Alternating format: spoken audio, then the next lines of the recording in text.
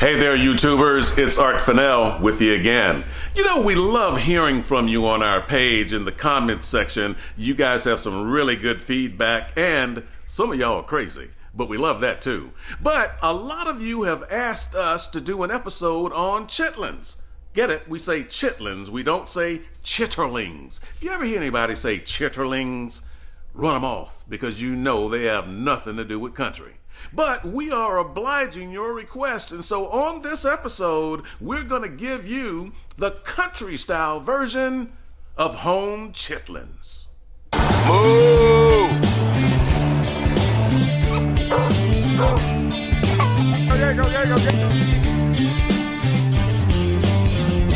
There he is again.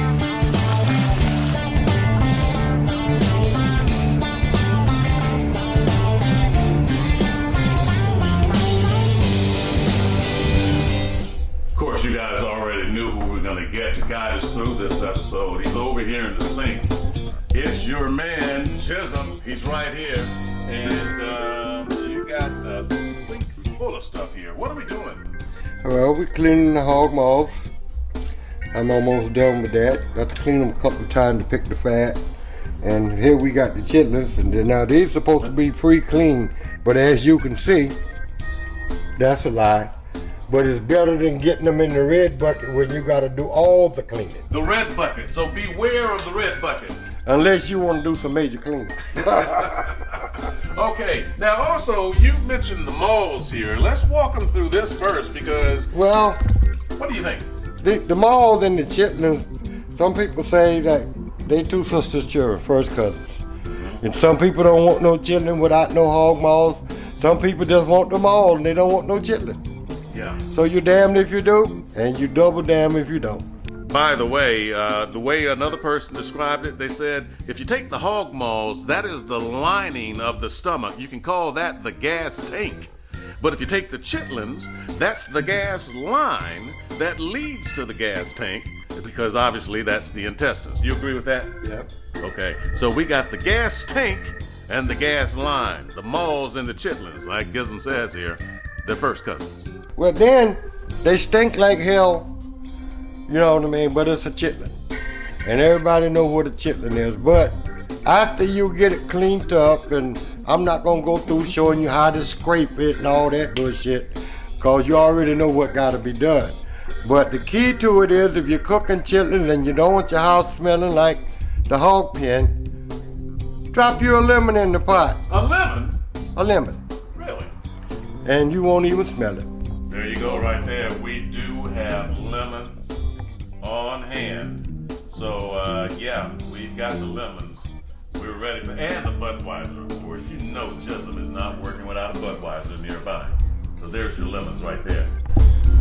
This is not a fast process job. We know that from years of doing this. Right, and then not only that, then you have to cook the things on a slow bubble because you can't rush it, and then it takes a long time to do this. That's why most people don't want to do this. I don't even like doing it neither. Yeah.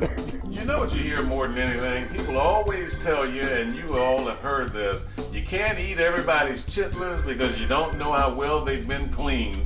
And again, you guys know where these chitlins are coming from. But everybody says, don't eat them unless you know where they came from, unless you know who cleaned them. Well, clean them yourself. You gotta clean it. There ain't no doubt about it. There's no way around it. Yeah, but you just don't have to work as hard. They'll get a lot of the stuff out, but there's always some left. And they are not attractive to look at. No, they're For not. those of you watching this is ugly. Plus, I like to pull all the fat and other infections off of the butt. You know what I mean? Yeah. But somebody gonna complain. I wouldn't give a damn. You get a 50-pound bucket of chitlin and give them to a person to clean, you might get 10 pounds. Really? So, hey.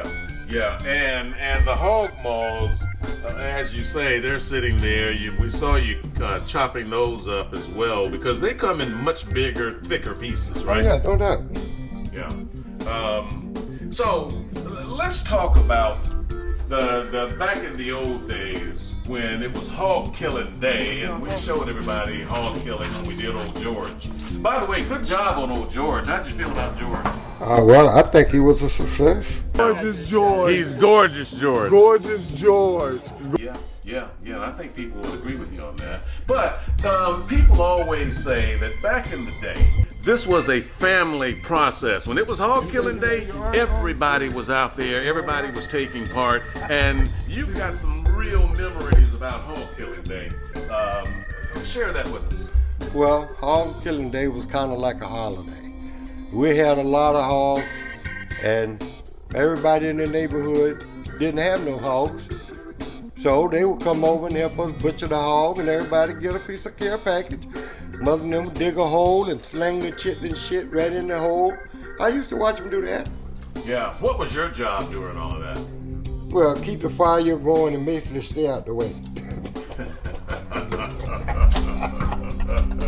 So, and is it true that usually the mothers and the grandmothers and the aunties, the ladies, would do most of the cleaning of the chitlins because they wanted to make sure they were clean, right? Not Well, I don't think that, well, you can say that, but I think that the men didn't want nothing to do with the damn chitlins. Take a look at that. There is a mess of chitlins and hog maws going all in the same pot, and this is not attractive. It's not like you're gonna watch this and say, yum, yum, give me some of that right now. That's just not gonna happen. But once they're cleaned and cleaned up and cooked, it's a different animal. No pun intended. Like right now, we're getting a little whiff. I already told you, they stink. Whew. It's bad. This is not good at all, but you just gotta keep focused on the end process. Pardon me while I do this. So this is better for COVID-19, but even with this on, I can still smell these damn chitlins. The work is practically done now. I'm just gonna put them in a pot, shoot a little vinegar on and a few other little things, maybe an onion or some garlic, and let him cook and pour that water off. Then later on I'll put some fresh water and repeat the process 2 or 3 times. And that's the way I do it. Everybody got their own invention. Well, we'll watch as we go along. I've got one other question for you. Is it even fair, is it even right to have chitlins or hog maws without some rice and some collard greens? Well, that is kind of funny, but the rice especially. But to me, myself, I could eat them with or without the rice. And you gotta have some hot sauce. Oh, yeah, definitely. Yeah, I mean, you would not eat a chitlin without some hot sauce, would you? Well, if I didn't have no choice. But if I had a choice, I would have the hot sauce.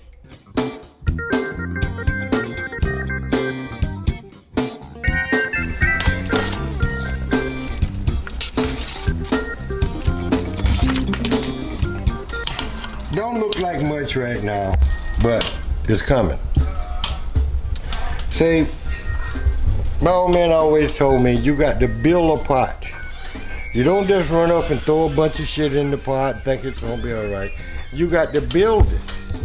You know what I mean? You got to work on it, rub it and squeeze it and trizzle it. But I ain't even put the humble bubble in it. The humble bubble goes in last, just like I told y'all before. Like the old people used to say, if you're scared, get in my back pocket and I won't let nobody mess with you. Holler back.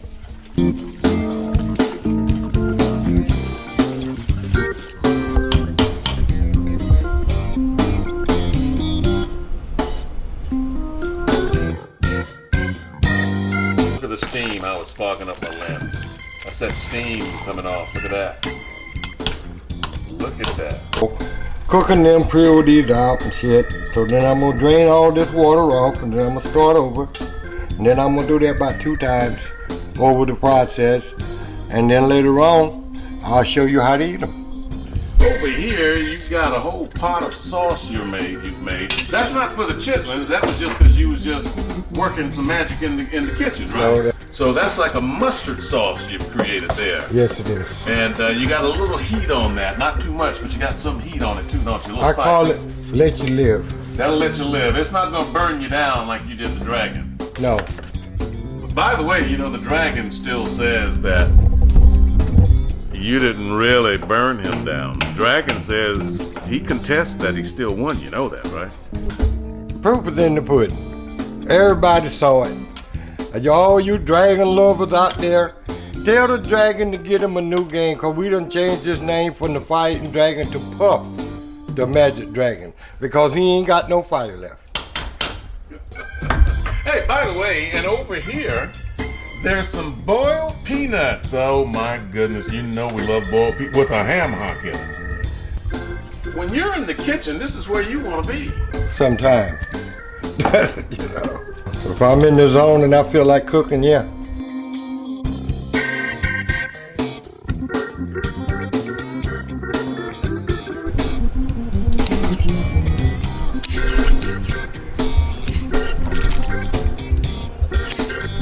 So, after some cooking and seasoning and more Budweisers, the chitlins were finally done. And I invited a few friends over to sample, and I just couldn't resist having the dragon at the table. Oh boy. All right, now, this is the damn chitlins. I said damn for all you YouTubers out there, because I don't give a shit, as y'all know. But I've been... some, please. Would you shut the fuck up? Eat 'em, Mike. May I have some? Damn, have you ever had an Edomite in the place, dragon, man? He's starving like Look, Bob's man, cousin, man. feed the dragon. You see what I mean? I already done slayed that damn dragon, and now I gotta feed him. Man, feed the dragon. He needs strength. He needs something, Look, man, because the dragon is busted, man. Feed the Blow dragon. some smoke for the You want me to camera. feed my damn self? Shit. Yeah, I'm telling you, you got an eating problem, dude. Man, put the thing on here. I'm serving the piece of ass dragon. Since I already done slayed him, I'm not gonna give him much. Look, give me some of that bullshit. His fire is already out. Hey, where's the sauce, man? See what I mean? Thank you. They might not even be good, because I'm really not the chitlin king, but I cook pretty decent, so I think they might be all right. What do you mean I'm eating just about any other thing? Is that what you're saying? Richard.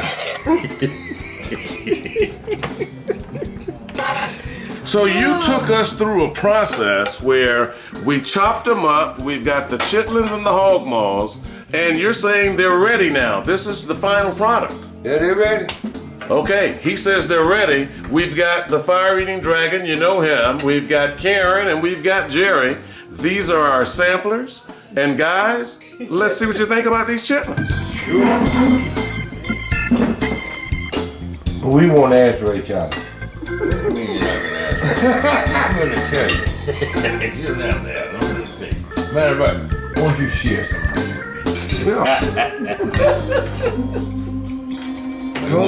Did you put your hot sauce on there, Dragon? Oh, sure, man. We didn't see that. Well, This is I don't Well, when have you keep enough. talking about dragon, you gotta let them know that his fire is out. Look, man. You His fire is out. You never can slay the dragon. Nobody wants a dragon that can't blow smoke. You keep that, I'm gonna set yours. But what about these chitlins, though? This is a chitlins episode, not a dragon episode. What about these chitlins? I'm looking for a reaction. Jerry, what are you feeling right now? country style. Karen, you are our first lady sampler. Oh my. They say they never see ladies here sampling. I'm honored. Let's see I'm honored. what's happening with these chitlins, though. Let's see. They're disappearing. I think it's delicious. Delicioso. How about that? It's Delicioso, It's good. delicioso on the chitlins. It's good. Okay. Dragon's got his dressed up with hot sauce. And Dragon? They're very good. Your Very favorite? good. Well done. Charlie, Gissum, whatever your name is, well done. Do we have compliments to the chef? Compliments. Hats off. It's delicious. Bon appetit, guys. See, this is edible. Edible. You know everything. If you sitting there and you got a drink, So when you've got Gissums and Dragons and Chitlins at the same table with Budweisers and Natural Lights, and of course a few good friends, well, that's entertainment. Hats off to you. You gotta give me more writing in this shit. I appreciate over there, dude. you have really It's really tasty. did these chillings tonight. So if I have to come to the country again to get them, I'm just only a phone call away. Thank you, son. I'll bring you over. Call me anytime. And with that, all I can say is bon appetite, country style.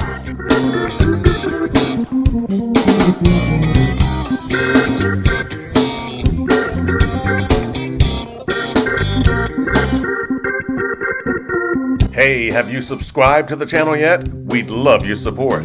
Hey, we might even send you some chitterlings. Ha!